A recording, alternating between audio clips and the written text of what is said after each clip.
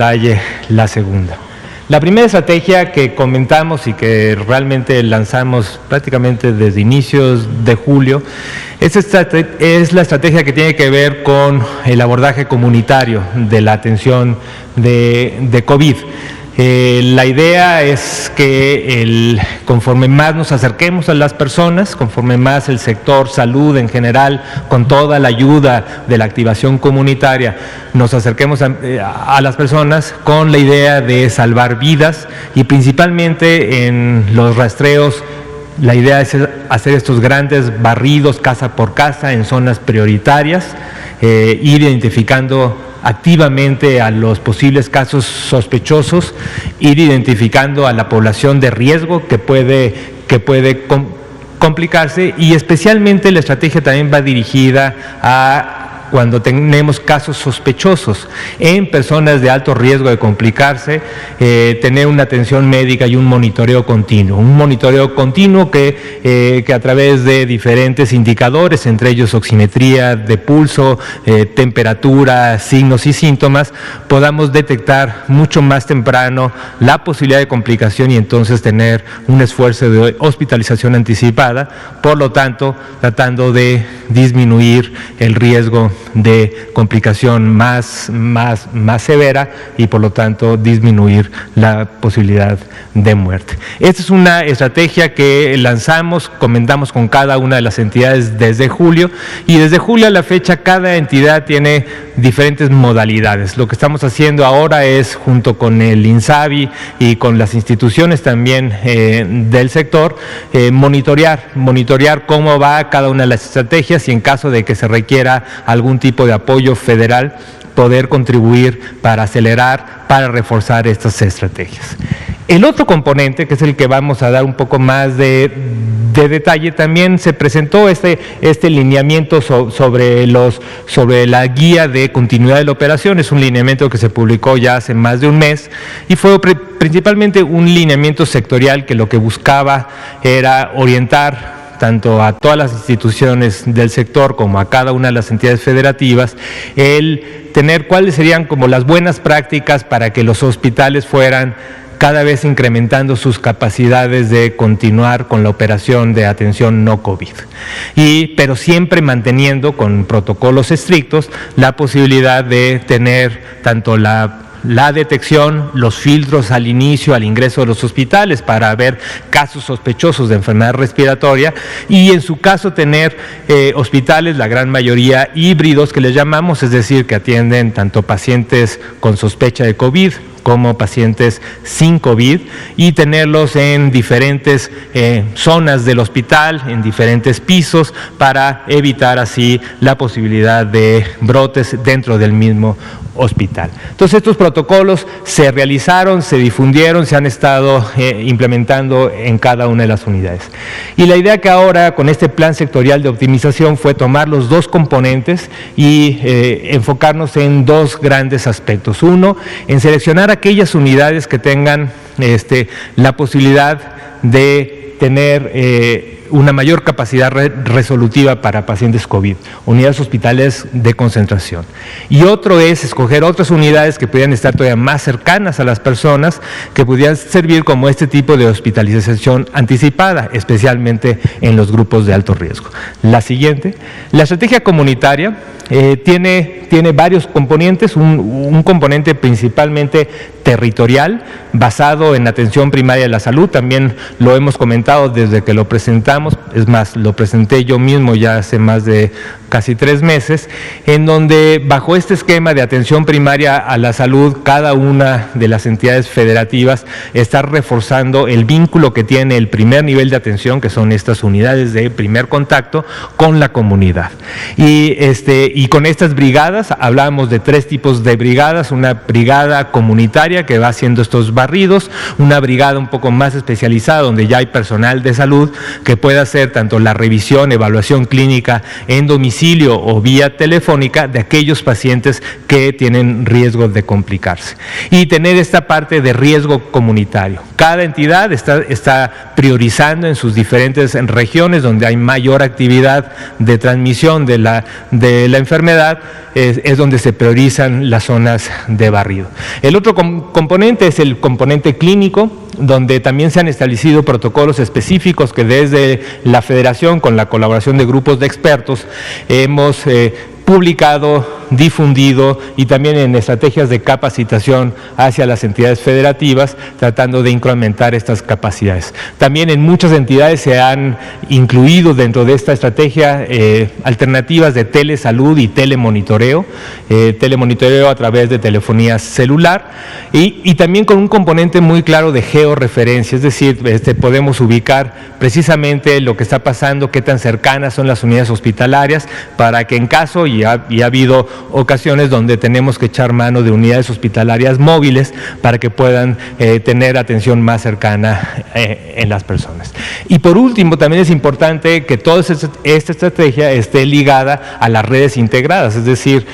toda la comunicación que debe tener un paciente que llega desde el primer contacto se puede evaluar, y si requiere hospitalización, tener claro cuáles son las unidades que van a estar seleccionadas para una mejor hospitalización, y también un centro regulador que permita a favorecer el traslado de pacientes con unidades, con ambulancias, el traslado de pacientes desde el primer nivel hacia niveles de mayor resolución. Tenemos todo un esfuerzo también de integración institucional, es importante porque cuando hablamos de la comunidad, pues no necesariamente son hogares que son derechohabientes o no derechohabientes, es la comunidad en general. Entonces, esta estrategia tiene que estar ligada también con esfuerzos muy similares que cada una de las instituciones, IMSS, ISSSTE, Pemex, están haciendo. También tienen sus monitoreos a distancia de los pacientes que son derechohabientes a sus instituciones, y en ese plan estamos trabajando de manera sectorial. La siguiente, por favor. Desde el punto de vista de la parte de concentrar las capacidades hospitalarias en aquellas unidades que tengan mayor indicadores de calidad, realmente estos son como los principios que presentamos. Esto fue una presentación que también hicimos, la hemos venido haciendo en diferentes escenarios, pero para que ya se formalice como un acuerdo, lo presentamos tanto en la Comisión de Salud Pública del Consejo Nacional de Salud, que es el CONASA, que como saben está representado por cada una de las 32 secretarías de salud y además del sector, de las unidades institucionales federales. Se presentó esto en la Comisión de Salud Pública, que fue cuando se mencionó, creo que lo mencionó el doctor López-Gatell, y el miércoles finalmente se presentó en el Pleno y de manera unánime se aprobó la estrategia, y con base en estos principios y recomendaciones. Uno, muy importante el decir, como lo mencionó el doctor Alomía, si tenemos más de 950 unidades que tienen ya capacidades hospitalarias muy bajas y también tienen una gran heterogeneidad en los indicadores de calidad, poder concentrar esto en un número mucho menor de unidades para que estas unidades tengan el mayor apoyo, reforzar sus capacidades y así poder concentrar solamente en estas unidades la atención de pacientes con infección respiratoria aguda grave. Otro componente clave para que funcione esto es tener muy ágil el intercambio de servicios entre instituciones, es decir, que pacientes que llegan a una institución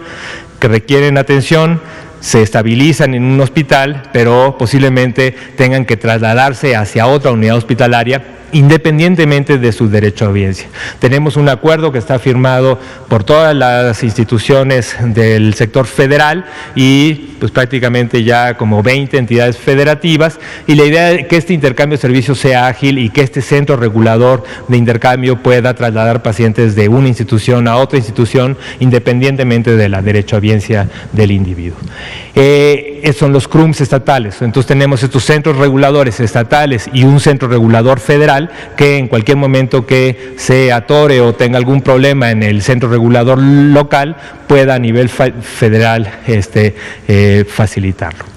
El otro componente es qué vamos a hacer con el resto de las unidades, ¿no? Si vamos a concentrar esto, ¿qué van a hacer las otras unidades? Entonces, las otras unidades tienen que también tener la capacidad de estabilizar, pero también otro elemento que estamos promoviendo en este nuevo protocolo es tener estas unidades que tengan una menor capacidad, pero que puedan funcionar como unidades de hospitalización anticipada. Mucho del esfuerzo que hizo el sector de tener estas unidades temporales, ¿no? Estas carpas geodésicas, estos diferentes unidades, lo que se hizo en el centro Banamex, aquí en la Ciudad de México, este tipo de unidades temporales, como ya lo está haciendo, específicamente el centro Banamex nos ha ayudado mucho a tener un protocolo para este tipo de hospitalizaciones anticipadas, con criterios mucho más tempranos de hospitalización para gente de alto riesgo que posiblemente solamente requieran oxigenación con puntas nasales, hidratación y puedan resolver el problema a ese nivel. Entonces así tendremos unidades seleccionadas hospitalarias que la idea es que también desde el INSABE y desde el gobierno federal se fortalezcan si es que se requiere, principalmente con personal capacitado. Tenemos, como saben y se ha comentado también, el INSABI ha incrementado y tiene una serie de contratos en muchas entidades y en muchas unidades hospitalarias, y la idea es concentrar estos recursos capacitados en estas unidades seleccionadas, ¿no? Y también mantener en estas unidades las expansiones. Muchos hospitales hicieron expansiones hospitalarias, es decir, agrandaron su capacidad hospitalaria, hicieron reconversión hospitalaria, es decir, unidades o pisos que estaban dedicados a hospitalización general, las reconvirtieron para tener atención a pacientes críticos. Entonces, ese tipo de transformaciones que se hicieron en estas unidades que se mantengan. Pero por otro lado, en las otras unidades, en las no seleccionadas, que idealmente lo que tienen que hacer rápidamente, tener la capacidad para incrementar su atención para pacientes no COVID, lo que es muy importante es que sí mantengan sus zonas de triage, de evaluación de un paciente, de cualquier paciente. O sea, porque sería un error el concentrar capacidades y por lo tanto alejar del paciente la evaluación inicial. Entonces, toda unidad debe tener la posibilidad de evaluar un paciente que viene con un síntoma o con síntomas respiratorios, con un cuadro sospechoso de COVID, estabilizarlo si es necesario y trasladarlo hacia la unidad que está seleccionada para atención de COVID. Entonces, nada más para terminar, la siguiente, por favor. Nosotros lo que hicimos, y así fue como lo presentamos en el Consejo Nacional de Salud, tenemos un total, más o menos, como lo han visto, tenemos aproximadamente 970 unidades que reportan en la red IRAC, que es lo que presenta el doctor Alomía todos los días. Y lo que hicimos es una primera selección de estas 970 de 332 unidades con una serie de criterios. Los principales criterios es su productividad, es decir, cuántos pacientes realmente tenían la capacidad de estar ingresando y atendiendo, y un componente de calidad, que lo que se midió es qué proporción de los pacientes que egresan son egresos por defunción o egresos por mejoría. Y con eso se seleccionaron 332 unidades, y de las cuales representan 17.163 camas del total de 35.192, que es como casi el 68%. Y de las camas con ventilador, que originalmente en estas unidades teníamos 15.003, en estas unidades preseleccionadas se tiene la capacidad actual para 6.619, más o menos el 40%, y la idea es que podamos incrementar aún más esta capacidad aún en estas unidades. Además, se contemplaron 58 unidades para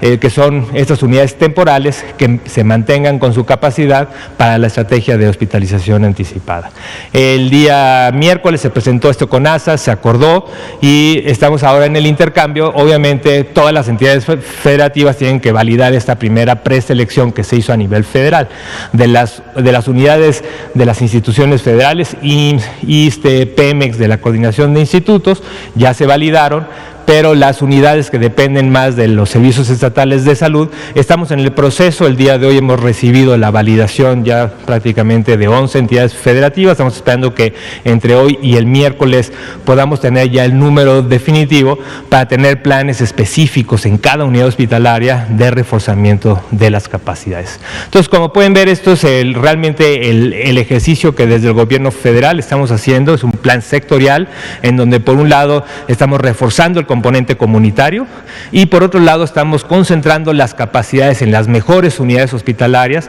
para que aún con un mayor refuerzo del gobierno federal y de cooperaciones entre la Federación y el Estado y todas las instituciones, estas unidades